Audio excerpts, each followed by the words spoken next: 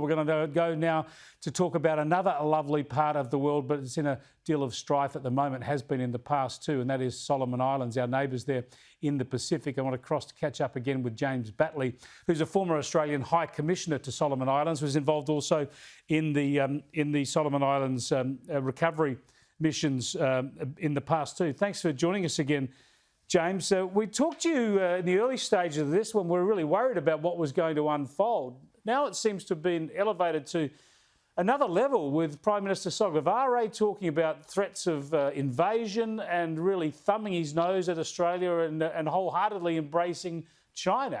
How do we pull back from here? Yeah, it's been a pretty far-out display, hasn't it, from Prime Minister Sogavare. I don't think there's any simple answers to this. I think it's worth bearing in mind that in some senses we've been here before with Sogavare. Remember that back in 2006 he expelled the Australian High Commissioner at the time for allegedly interfering in the internal affairs of Solomon Islands. It was a pretty trumped-up reason. But we went through a very bad patch back then. I think at the moment, I don't think there's any prospect of any movement before the outcome of our election, whatever that is. Yeah, it's a fascinating situation because you've got that domestic politics playing into it here. Let's have a look firstly at what Prime Minister Sogavare has said of late, because he obviously knows he's playing into the politics too. Here he is.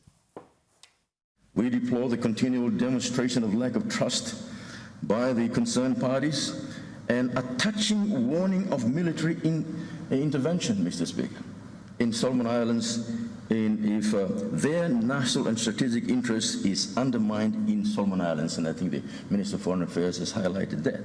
In other words, Mr. Speaker, we are threatened with invasion. I think the trouble is, James, isn't it, that we know he's talking absolute nonsense and we know he's also selling out the interests of his people, but Prime Ministers and Foreign Ministers can't exactly say that. No, you're right, that's difficult to say. He's always been prone to conspiracy theories, Prime Minister Sogavare, and in some respects got a pretty paranoid personality. And I think we're seeing that, an extreme case of that at the moment. In some ways, he's dug himself into a hole, I think, with this agreement, but he's keeping on digging. Let me just show you what Anthony Albanese has said about the management of this issue today. But the fact that the Prime Minister hasn't picked up the phone to Prime Minister Sogavare says an enormous amount. Says an enormous amount about what is needed in terms of that relationship. That was Anthony Albanese yesterday, in fact, saying just pick up the phone. Now, tell us about this. It's not as simple as that, is it? Just pick up the phone and sort it out. What are the risks of doing that? And what do you think the Australian government would be doing at the moment with our Pacific nation partners and perhaps with even opposition politicians in Solomon Islands? Yeah, I think the idea of just picking up the phone and sorting it out man to man is pretty... is a bit far-fetched. That would just give Prime Minister Sogavare another opportunity to grandstand and quite possibly humiliate whoever was on the other end of the phone.